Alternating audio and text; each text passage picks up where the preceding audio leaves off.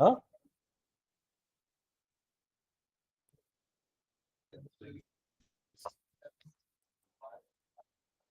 हाँ चलिए।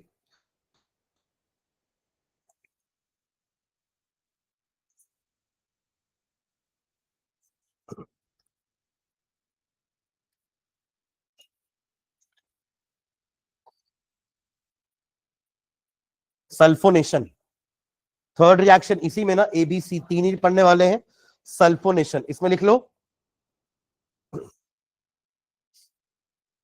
when aniline is treated with when aniline is treated with when aniline is treated with concentrated H2SO4, when aniline is treated with concentrated H2SO4,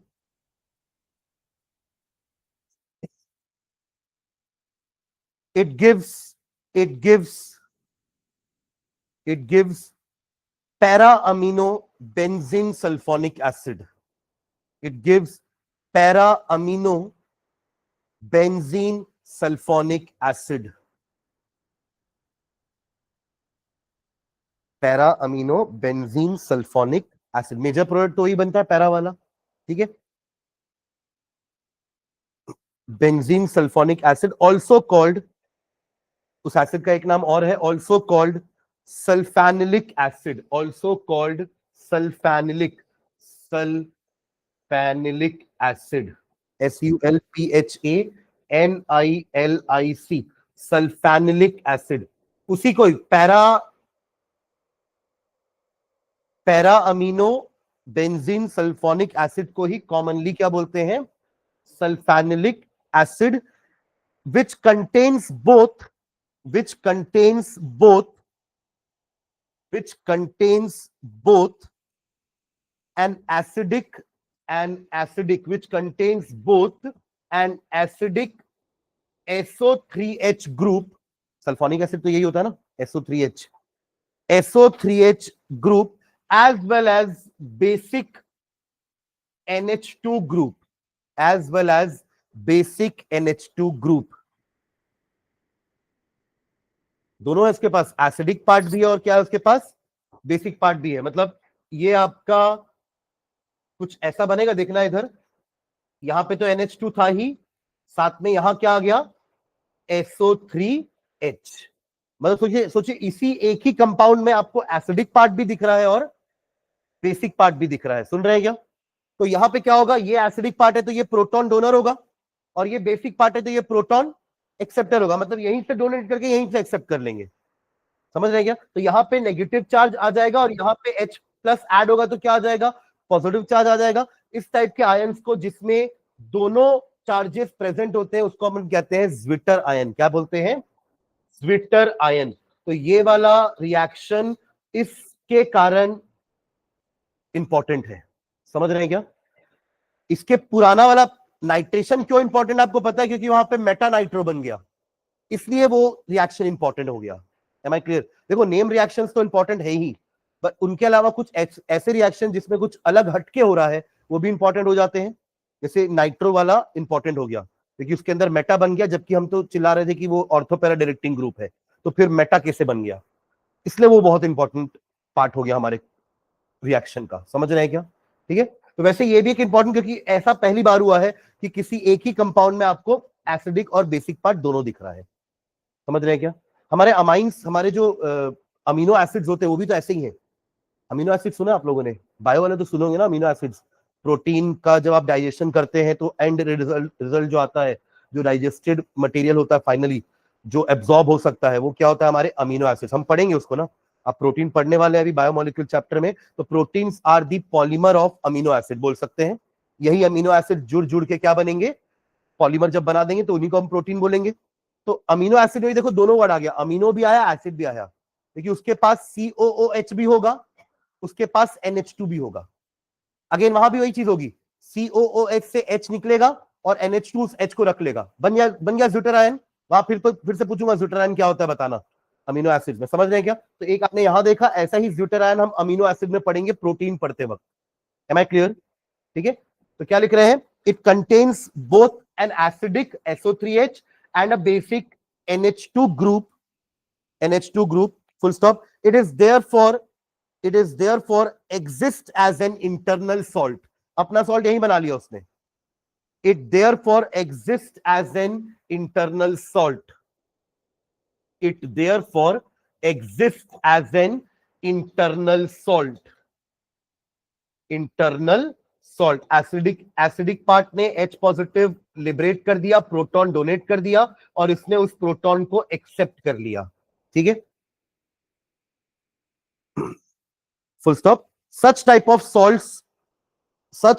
of salts are called dipolar ions. Such types of salts are called dipolar ions or Zwitter ion or Zwitter ion or Zwitter ion. एक line और लिखना कि इसने H gain किया, इसने H loose किया है. नीचे लाइन में एक लाइन और लिख लो. In this the NH2 group has accepted. In this the NH2 group has accepted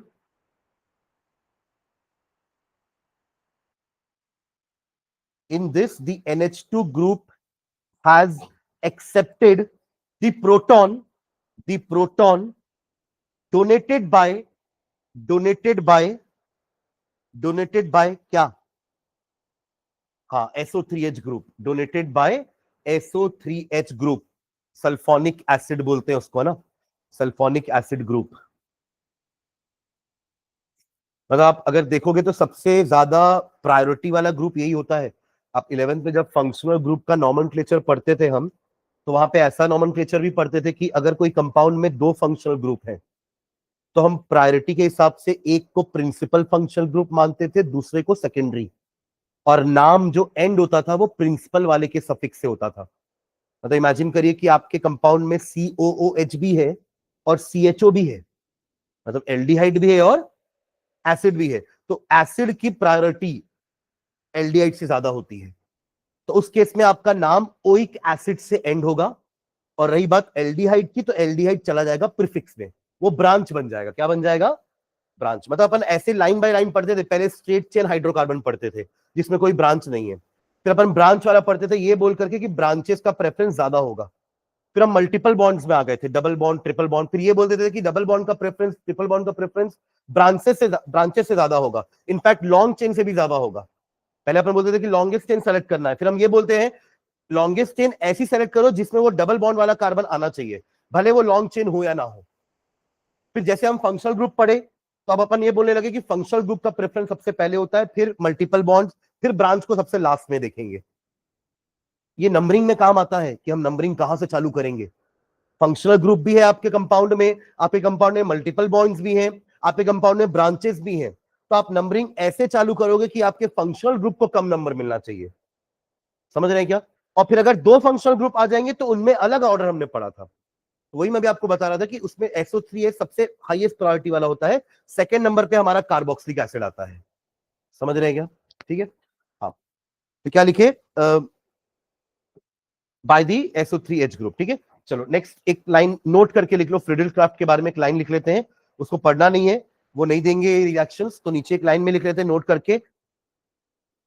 aniline being a Lewis base, aniline being a Lewis base, aniline being a Lewis base and AlCl3, ये तो लेना ही पड़ता ना Friedel craft में, and AlCl3, anhydrous AlCl3 is a Lewis acid, is a Lewis acid, is a Lewis acid. So they combine to form a salt.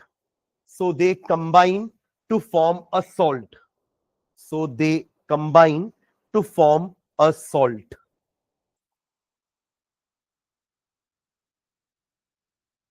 ठीक है, full stop. एक reaction लिख लो, सॉल्ट कैसे बन रहा है. C6H5NH2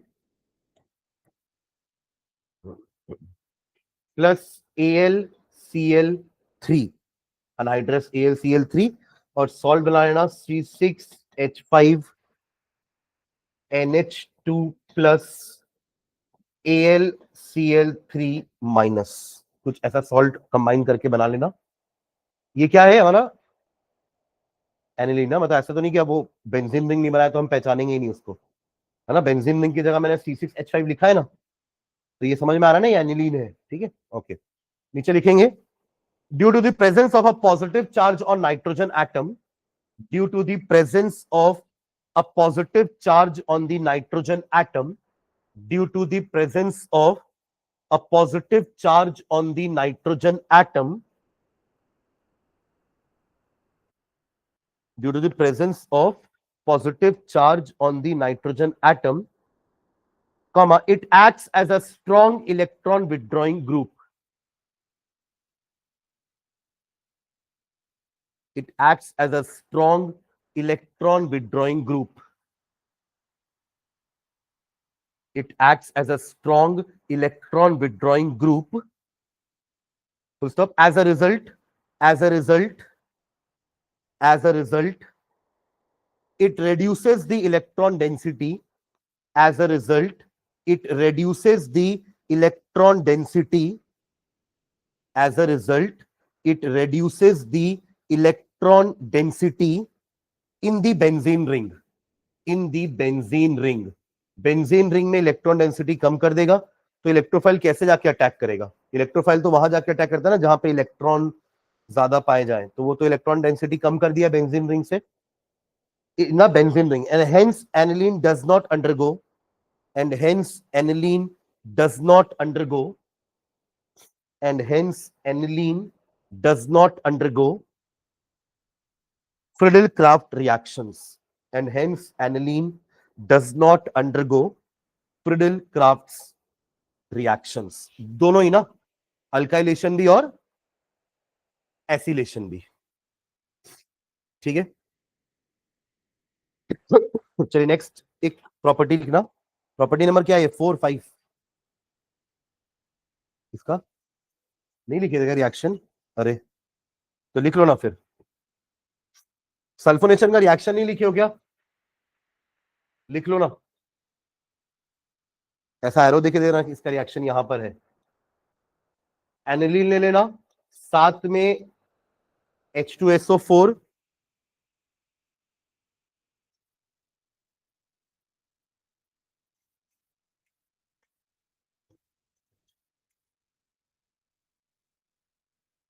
पैरा वाला बना देना जो मेजर है, और इसी में ही ज्विटर आयन दिखा देना कुछ इस तरीके से।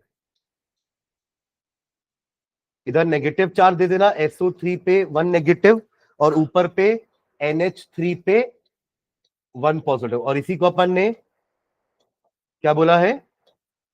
ज्विटर आयन या डाइपोलर आयन। एक ही कंपाउंड में दोनों पॉजिटिव नेगेटिव चार्ज है ना, इसलिए डाइपोलर आयन बोल रहे हैं, ज्विटर आयन या डाइपोलर आयन। ये सल्फोनेशन का रिएक्शन है, ये नोट का पॉइंट नहीं है, सुन रहे हो क्या? नोट हमने उस चीज के लिए लिखा है कि वाई, क्वेश्चन आ जाता है ना कि why aniline does not undergo Friedel Crafts reaction, तो ये लिखना है, ठीक है।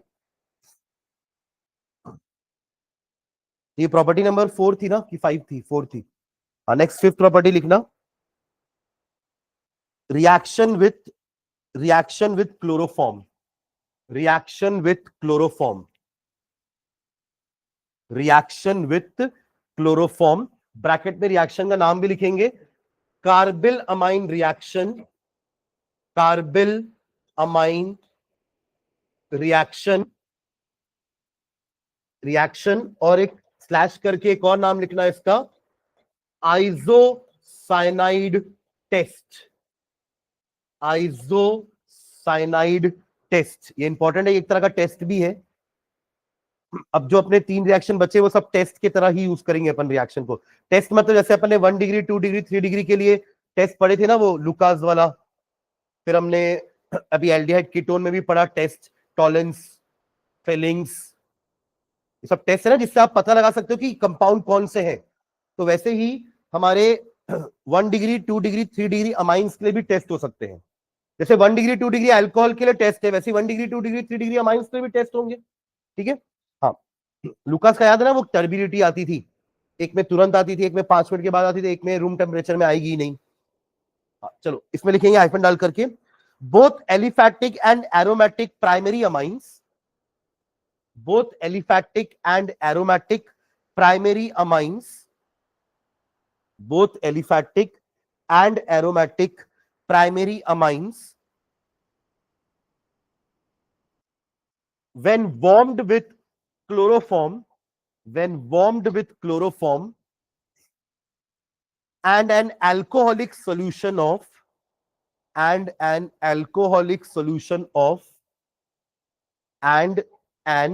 alcoholic solution of KOH,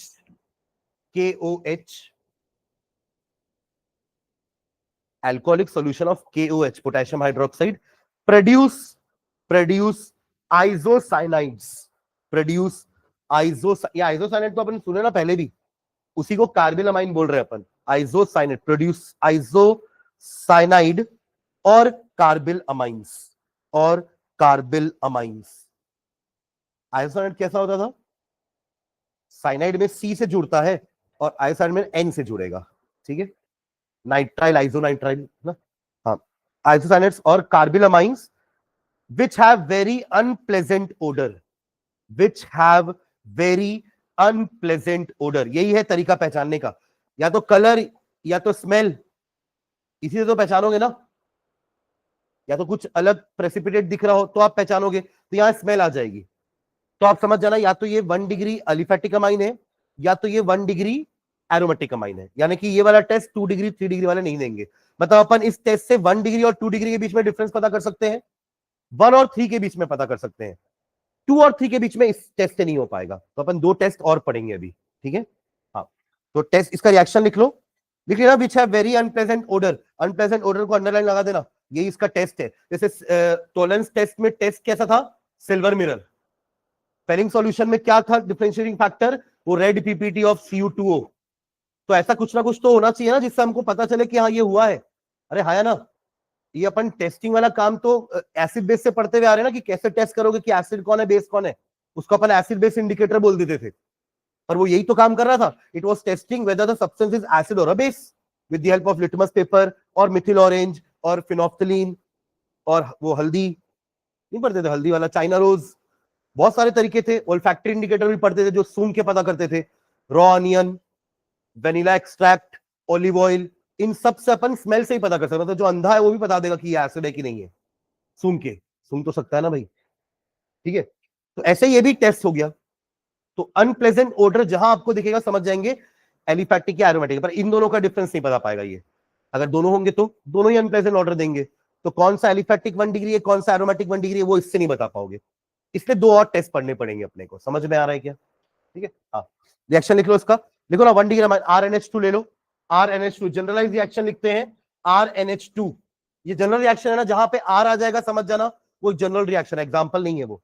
RNH2 क्या ले रहे हैं अपन, किसके साथ वार्म कर रहे हैं उसको, chloroform CHCl3 in the presence of alcoholic KOH, alcoholic KOH, ठीक है। हाँ चलो प्रोडक्ट बनाइए, क्या बनेगा प्रोडक्ट, RNC, यही तो हो गया ना आइसोसाइनाइड, ठीक है, RNC साथ में KCl एंड वाटर, ठीक है, तो ये ऐसा कुछ रिएक्शन होगा हमारा, ठीक है। इसकी आपको बुक में भी दिखेगा, कुछ इस टाइप की बॉन्डिंग होगी इसमें, देखना RNC के बीच में लाइक दिस, ये एरो का मतलब क्या होता है, हाँ कोऑर्डिनेट वाला बॉन्ड, ठीक है। चलो तो ये दोनों ही रिएक्शन हमारे एलिफैटिक 1 डिग्री एरोमेटिक 1 डिग्री देंगे, ठीक है। नेक्स्ट एक लाइन में नीचे लिख लो, this test is used to distinguish between, this test is used to distinguish between 1 degree amine, between मत लिखना, distinguish 1 degree amines, this test is used to distinguish 1 degree amines from 2 and 3 degree amines, सही लिख रहे हैं, this test is used to distinguish 1 degree amines from 2 degree and 3 degree amines, from 2 degree and 3 degree amines, done। So next reaction number 6, reaction with nitrous acid. ये एक अगला test है ना, अभी तीनों ये और इसके बाद जो एक रिएक्शन पढ़ेंगे सब टेस्ट है हमारे, प्रॉपर्टी भी है, टेस्ट भी हो जाएगा। हाँ, reaction with nitrous acid, reaction with nitrous acid. किसी को फॉर्मूला पता है नाइट्रस एसिड का? नाइट्रिक नहीं पूछ रहे ना, नाइट्रिक नहीं है, HNO3 नहीं बोलना। नाइट्रस एसिड HNO2 होता है, एक ऑक्सीजन कम। जैसे नाइट्राइट आयन होता है ना, नाइट्रेट आयन से नाइट्रिक एसिड बना, नाइट्राइट आयन से नाइट्रस एसिड बनता है। एक होता है नाइट्रेट आयन NO3 नेगेटिव, और एक होता है NO2 नेगेटिव। जैसे सल्फेट के साथ सल्फाइट होता है ना, वैसे ही नाइट्रेट और नाइट्राइट होता है, ये भी आयन होता है। तो इसका रिएक्शन के इससे एसिड क्या बनेगा? HNO2 बनेगा। अरे हाँ है ना, जैसे इससे बनता है HNO3, तो इससे बनेगा ना HNO2। ठीक है, यही हमारा नाइट्रस एसिड है। ठीक है, हाँ, तो reaction with nitrous acid hyphen डाल के लिखो, 1 degree 2 degree and 3 degree, 1 degree 2 degree and 3 degree amines, 1 degree 2 degree and 3 degree amines react differently. तो अब ये तीनों अगर डिफरेंटली रिएक्ट कर रहे हैं तो इससे अपन तीनों का डिफरेंशिएशन कर सकते हैं। 1 degree 2 degree and 3 degree amines react differently with nitrous acid,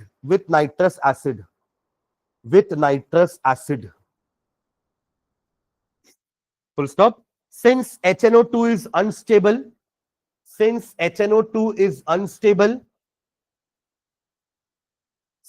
HNO2 यानी nitric acid is unstable, comma, it is prepared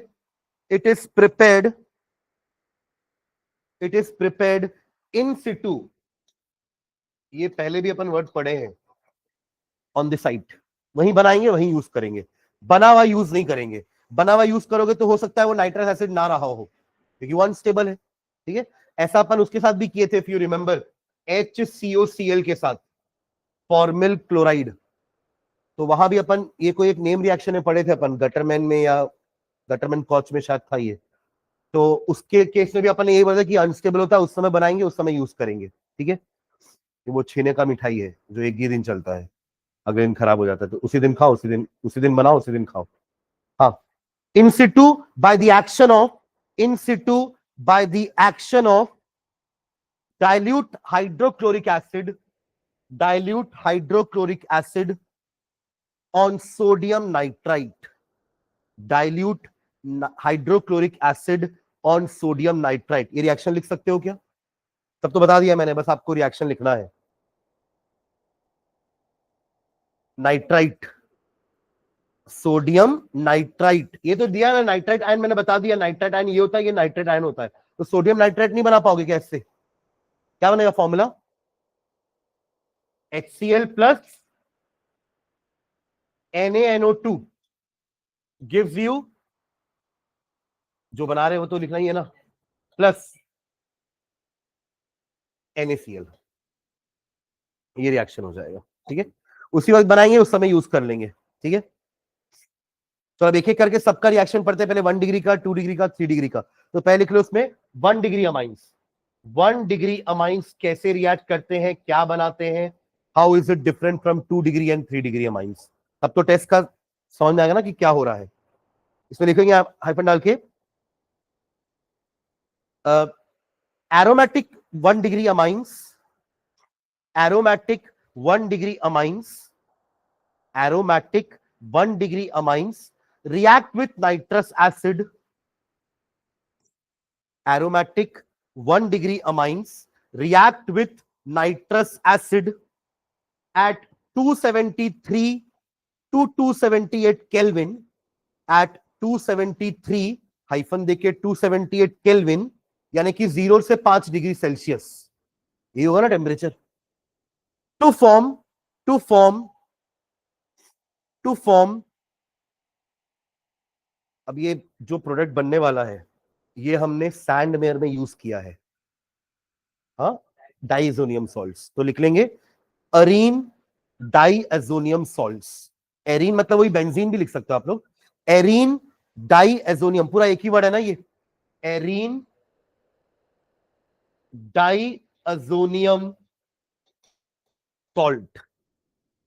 तो ये रिएक्शन जो अभी अपन लिखने वाले हैं ना, ये अभी डाइएजो में प्रिपरेशन में आ जाएगा, हाँ या ना? क्योंकि अभी अपना एक इसी का एक टॉपिक बचा ना, डाइएजोनियम सॉल्ट्स, वो भी नाइट्रोजन कंटेनिंग कंपाउंड्स हैं, तो उनका प्रिपरेशन में ये वाला रिएक्शन आ जाएगा, क्योंकि इसमें यही तो बन रहा है। ठीक है, तो 1 डिग्री अमाइंस, वो भी कौन से वाले? एरोमेटिक वाले।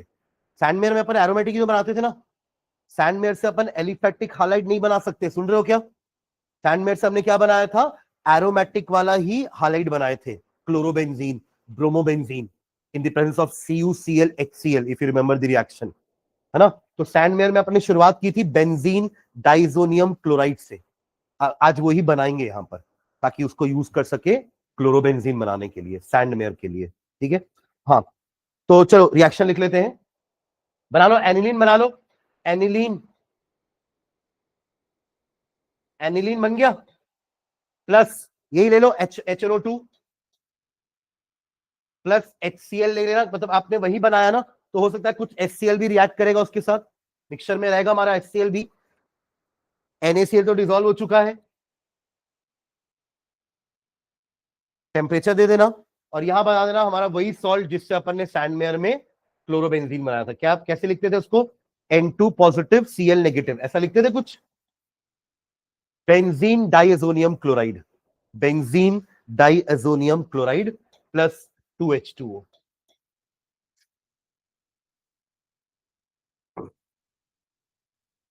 इस रिएक्शन का नाम ब्रैकेट में लिख लेना, डाइएजोटाइजेशन, डाइएजोटाइजेशन, याद रहेगा रिएक्शन का नाम। डाइएजो बन रहा है, इससे डाइएजोटाइजेशन बोल रहे हैं, डाइएजोटाइजेशन रिएक्शन, ये हम फिर से पढ़ेंगे in the preparation of diazonium salts. ठीक है, अगर आपने ये टेम्परेचर मेंटेन नहीं किया, एक लाइन लिखना नीचे,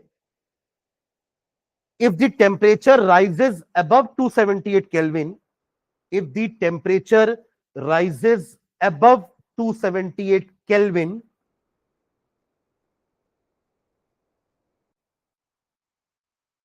the diazonium salt formed, the diazonium salt formed, the diazonium salt formed decomposes, decomposes, decomposes to form phenols, to form phenol, to form phenol। समझे कुछ जो लिखे हैं? अगर आपने 278 केल्विन से ज्यादा टेम्परेचर जाने दिया, तो जो बना है डाइजोनियम सॉल्ट, यही तो है डाइजोनियम सॉल्ट, है ना, वो डिकम्पोज होकर क्या बना लेगा? फिनॉल। फिनॉल बोले तो एरोमेटिक अल्कोहल, है ना, C6H5OH। ऐसे भी लिखने का आदत डालना ना, मतलब ऐसा नहीं कि ये दिख के हम समझ ही नहीं पा रहे हैं कि ये फिनॉल है, क्योंकि हमने तो हर बार उसको बेंजीन के ऊपर OH के फॉर्म में देखा हुआ है ना, सुन रहे हैं क्या, है ना? तो ये फिनॉल बन जाएगा, साथ में नाइट्रोजन गैस निकल जाएगी बाहर, डिकम्पोज हो रहा है ना। डिकम्पोज का मतलब क्या होता है? बड़ा कंपाउंड छोटे कंपाउंड में चेंज हो रहा है, तो N2 बन जाएगा प्लस HCl। ठीक है ना? तो इसलिए टेम्परेचर का ध्यान रखना जरूरी है, कोल्ड में ही होगा, कोल्ड नाइट्रस एसिड, इसलिए अपन ऐसा लिखे, कहीं लिख सकते हैं कहीं पर भी कि ये रिएक्ट करेगा कोल्ड नाइट्रस एसिड में, टेम्परेचर 0 से 5 डिग्री सेल्सियस या फिर 273 से 278 केल्विन ही होना चाहिए। ठीक है, तो ये तो बात हो गई 1 डिग्री में किस टाइप किसके लिए? एरोमेटिक अमाइन के लिए। अभी एलिफेटिक बचा है 1 डिग्री का, तो नीचे लिखेंगे, on the other hand aliphatic 1 degree amines, aliphatic 1 degree amines,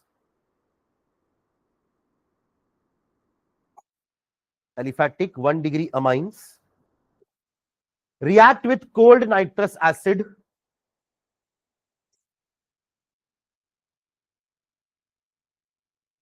react with cold nitrous acid to give alcohols, वहां डाइजोनियम नहीं बनेगा, वहां सीधा alcohol, to give alcohols with the evolution of nitrogen gas, with the evolution of nitrogen gas, with the evolution of nitrogen gas. Reaction लिख लो।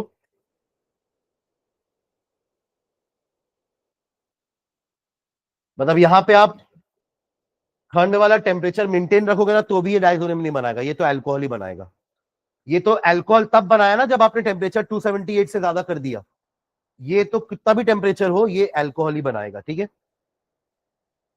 Reaction लिख लो इसका पूरा। हाँ, क्या हो गया? HONO HNO2 ही है। हाँ मतलब ऐसा भी लिखा है तो कंफ्यूज नहीं, क्या है ये, है ना।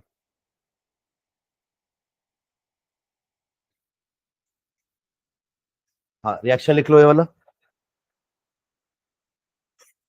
ये दोनों ही इंपॉर्टेंट रिएक्शन है ना, ये वाला भी और ये भी। इससे अपन 1 डिग्री और 1 डिग्री एलिफैटिक 1 डिग्री एरोमेटिक में अंतर पता कर लेंगे। ये डाइसोनियम बनाएगा और ये नाइट्रोजन गैस छोड़ देगा। समझ रहे हैं क्या? तो this test can be use to distinguish primary 1 degree aliphatic and aromatic 1 degree, जो अपन उसमें नहीं कर पा रहे थे क्योंकि दोनों ही गंदी बदबू दे रहे थे, अनप्लेजेंट ओडर। अरे आइसोनाइट्राइल वाला, अरे हाँ है ना, अभी तो पढ़े ना पीछे कि दोनों ही एनसी वाला बना रहे थे तो दोनों में आइसोसाइनाइड बन रहा था, दोनों ही अनप्लेजेंट ओडर दे रहे थे, तो डिफरेंस नहीं कर पाएंगे। बट अब तो कर सकते हैं कि बेंजीन डाइजोनियम सॉल्ट बनेगा। जब अगर अपन एनिलीन लिए हैं तो वो डाइजोनियम सॉल्ट बनाएगा और ये उसी टेम्परेचर पे डाइजोनियम सॉल्ट नहीं बनाएगा, सिर्फ नाइट्रोजन गैस लिबरेट कर देगा। समझ रहे हैं क्या? ठीक है, चलो सेकेंड 2 डिग्री का लिखते हैं। ये 1 डिग्री के बारे में बात हुई। नेक्स्ट लिखना 2 degree amines. 2 degree amines, secondary amines. 2 degree amines, both aliphatic and aromatic 2 degree amines, both aliphatic and aromatic 2 degree amines react with HNO2, react with HNO2 to give to give to give N nitrosoamines, N nitrosoamines, which being insoluble, which being insoluble, which being insoluble in mineral acids, which being insoluble in mineral acids, separate out as separate out as separate out as neutral yellow oily compound. Neutral yellow oily, इसको underline कर देना, ये इसका test हो जाएगा। In neutral, as neutral yellow oily compounds, yellow oily compounds. ठीक है, reaction लिखना है इसका।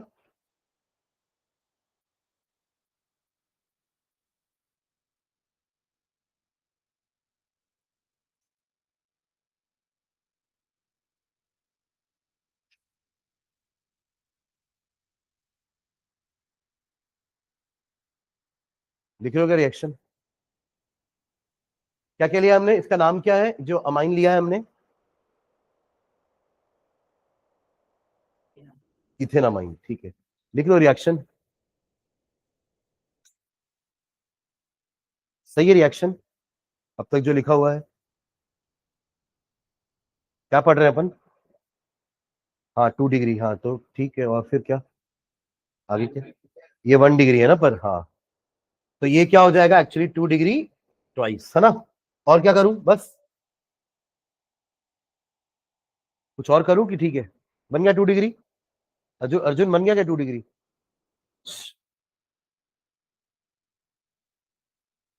बन गया कि नहीं? अरे हाँ है ना, बन गया तो हाँ बोल, नहीं बना तो ना बोल, ये तो पता नहीं बोल। अ- आयुष्मान, एच, अरे बोलना भाई। एच कम होगा कौन सा, ये अंदर वाला, फिर बाहर वाला, यहाँ वाला? NH2 ये एक एच की दोनों एच हटा दो, बोलने दो ना यार उसको।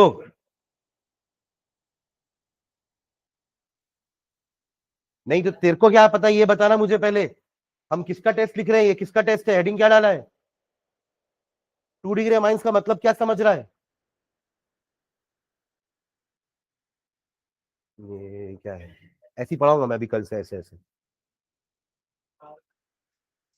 कार्बन, कार्बन दो उससे, किससे? अरे ऐसे मत करो यार, मतलब आधा से ज्यादा चैप्टर हो गया, तुमको ये पता नहीं चल रहा है 2 डिग्री अमाइन कौन है, 3 डिग्री अमाइन कौन है? सही लिखा है क्या ये 2 डिग्री अमाइन का?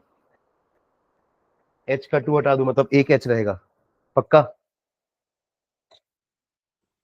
ठीक है, चलो आगे बढ़ते हैं। क्या करना है देखो, इनका ना मिला करके वाटर रिमूव कर देना, इसलिए मैंने HONO लिखा है, ताकि आपको वाटर रिमूव होता हुआ दिखे। और जो बच गया उसको जोड़ देंगे, यही हमारा नाइट्रोसो अमाइन है। एन नाइट्रोसो अमाइंस यही कंपाउंड होते हैं, ठीक है। जोड़ लो दोनों को, तो ये क्या हो जाएगा हमारा CH3CH2 का twice N, N double bond O, N nitroso amines plus water निकला है, ठीक है। इसी को बोल रहे हैं yellow oil, yellow oil. Dissolve नहीं होगा, सॉल्युबल नहीं होगा, तो एज अ ऑयली प्रेसिपिटेट बोल लो, वो सॉल्यूशन में रहेगा, ठीक है। N nitroso di ethyl amine नाम है इसका पूरा, N nitroso di ethyl amine.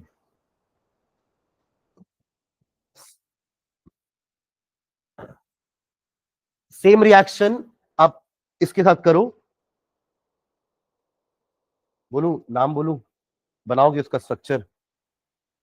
हाँ, नाम सुनना, यहां नाम लिखना पहले नीचे, है ना, उसके ऊपर उसका स्ट्रक्चर बनाओगे। नाम है N methyl aniline, N methyl aniline. हाँ चलो ट्राई करो तो उसको, एन मिथिल एनिलीन, इसका स्ट्रक्चर कैसे बनाओगे?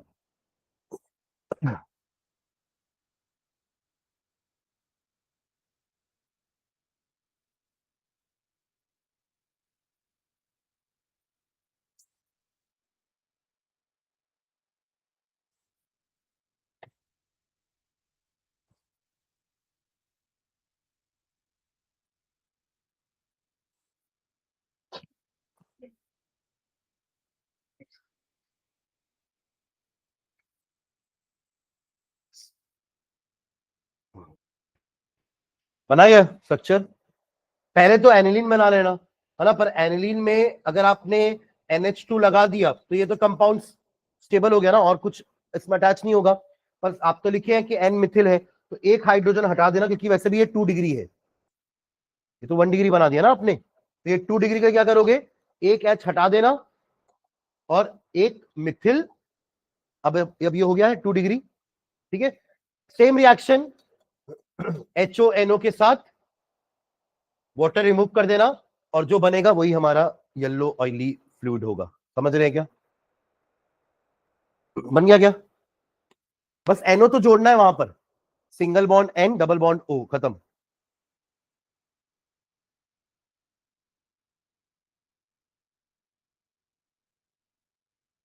इसका नाम अगर लिखोगे तो N nitroso N methyl aniline, जो बना है आपका एन नाइट्रोसो, और उसी में ही मिथिल भी लगा हुआ है, तो एन नाइट्रोसो एन मिथिल।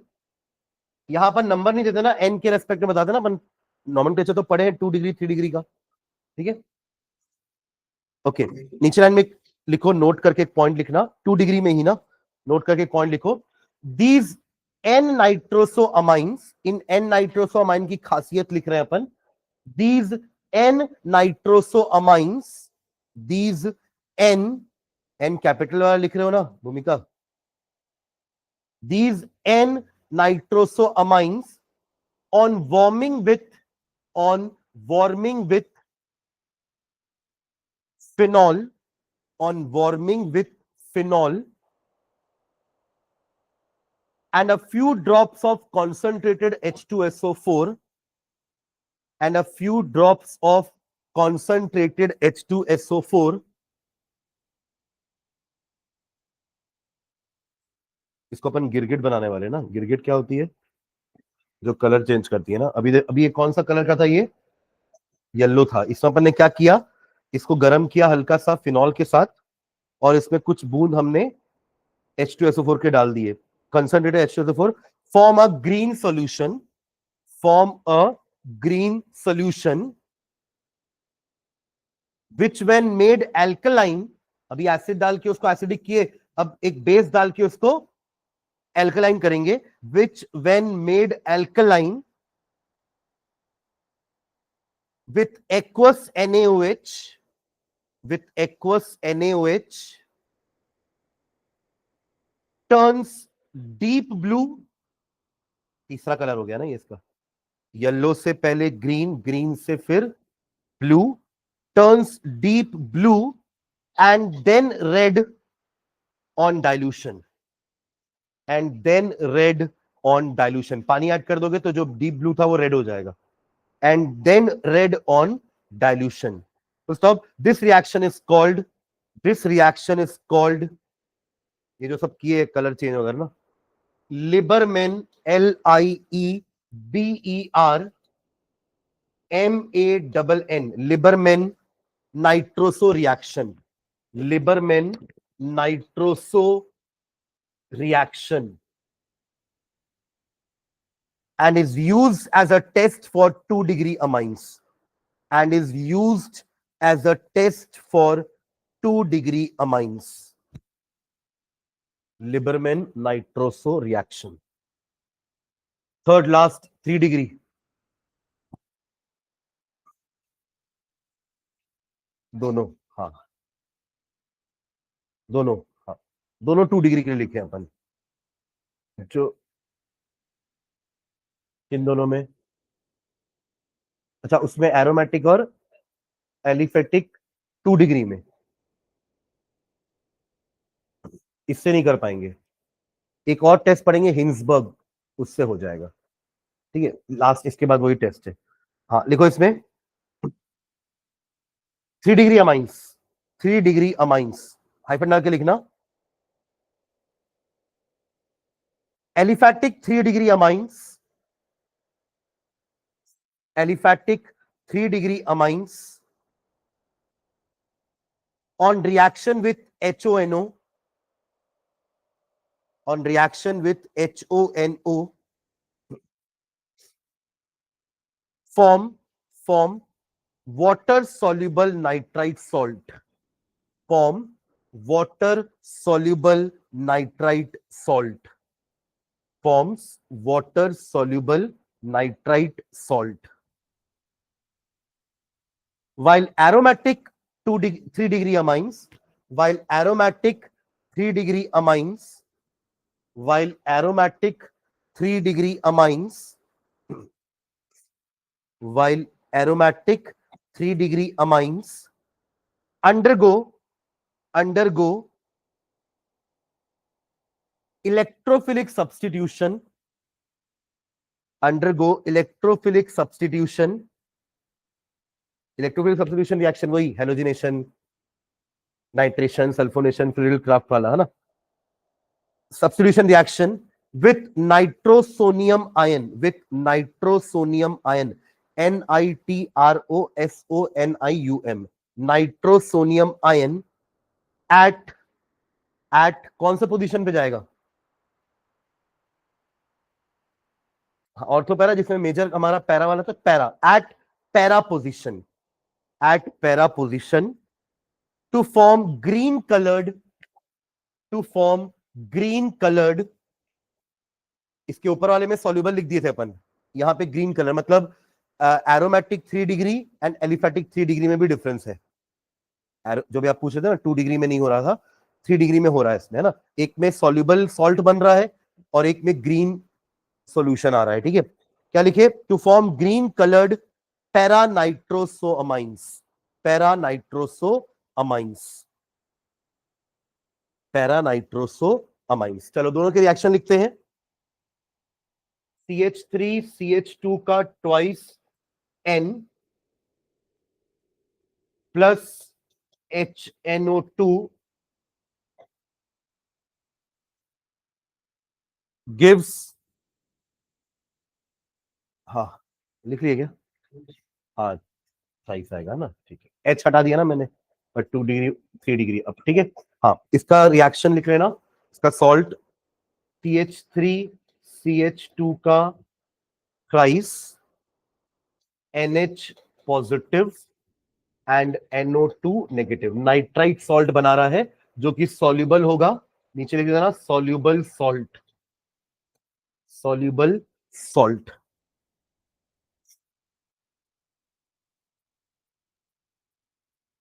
ठीक है, और सेम रिएक्शन उसके साथ करेंगे एक एरोमेटिक वाले के साथ, लिख लो उसको भी,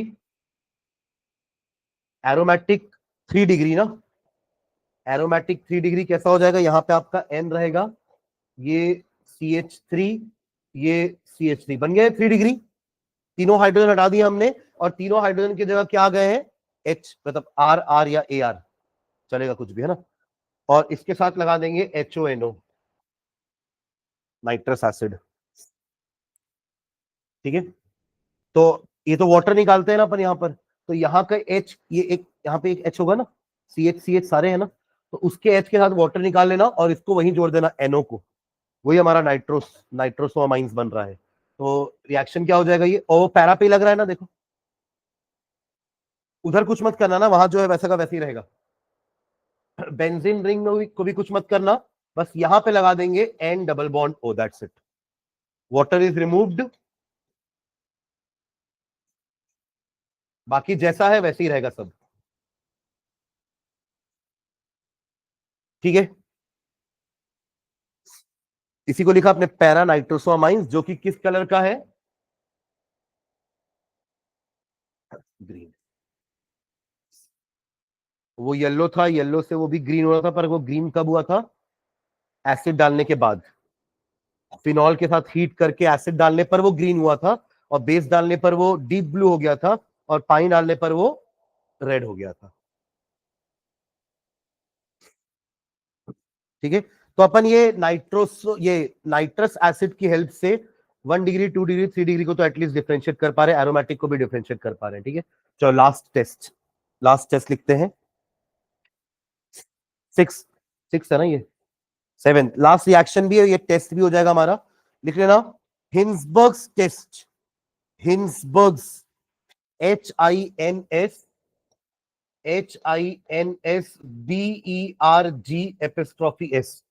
हिंसबर्ग्स test, Hinsberg's test, hyphen R के लिखना। In this test, the amine is shaken with, in this test, the amine is shaken with, in this test, the amine is shaken with benzene sulfonyl chloride, benzene sulfonyl, benzene sulfonyl chloride.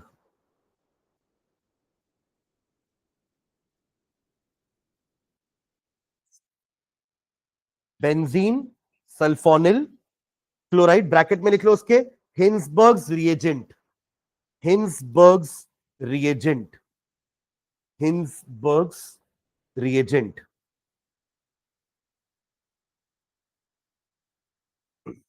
in the presence of in the presence of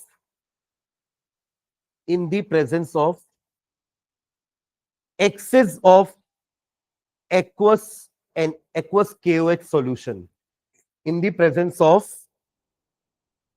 excess of aqueous KOH solution, नीचे लिखेंगे a 1 degree amine gives a clear solution, a 1 degree amine gives a clear solution, a 1 degree amine gives a clear solution which on acidification which on acidification which on acidification gives an insoluble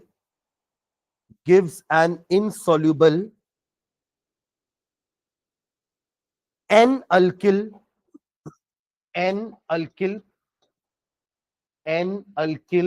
benzene n-alkyl benzene sulfonamide benzene sulphonamide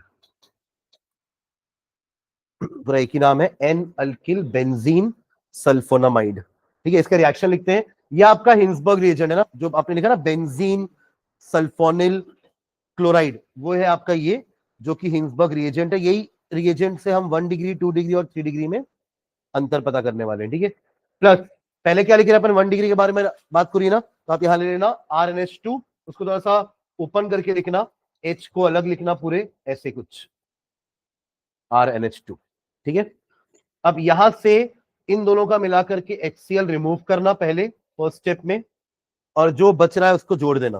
तो पहला हमारा ये product बनने वाला है।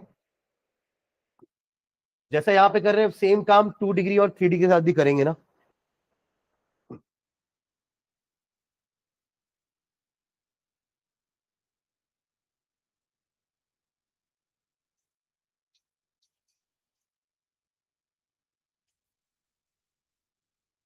और क्योंकि आपने KOH एक्सेस में लिया है तो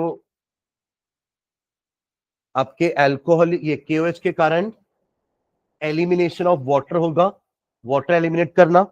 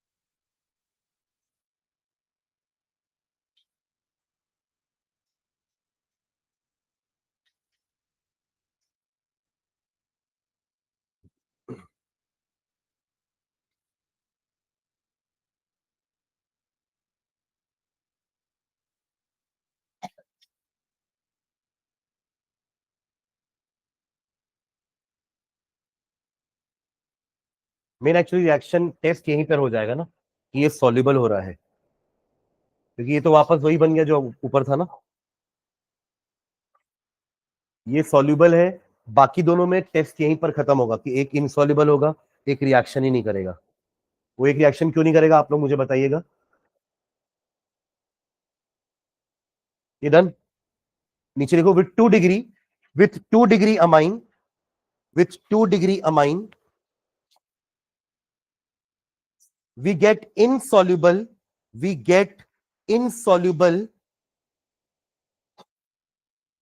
with 2 degree amine we get insoluble, नाम लिखेंगे n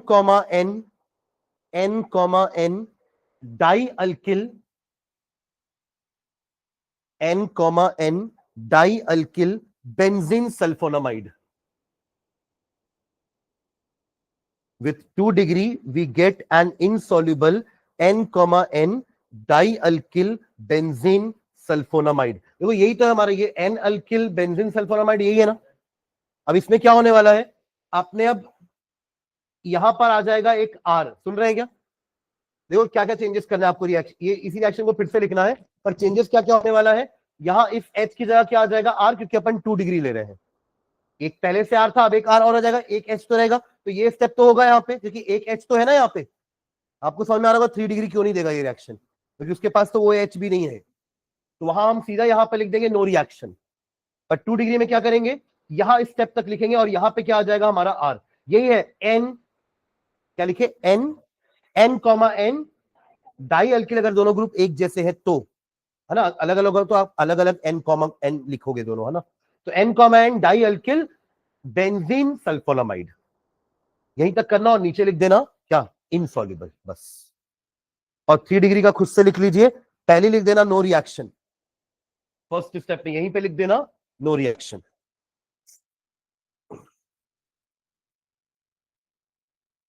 तो ये सिर्फ आपके एलिफैटिक का ही है, तो इससे अपन वो कर सकते हैं ना, एलिफैटिक और एरोमेटिक।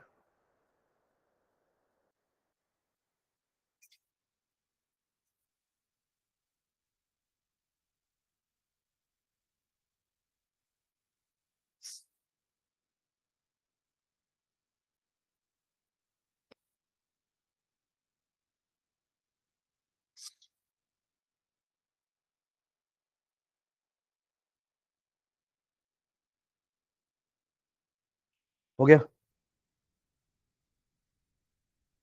थर्ड वाला भी लिख लिए ना। शुरुआत किससे करेंगे, हिंसबर्ग रिएजेंट, और यहां जाएगा आपके पास एन के साथ तीनों आर, और यहीं पे लिख देना नो रिएक्शन। तो इससे अपन 1 डिग्री 2 डिग्री 3 डिग्री तीनों को डिफरेंशिएट कर पाएंगे।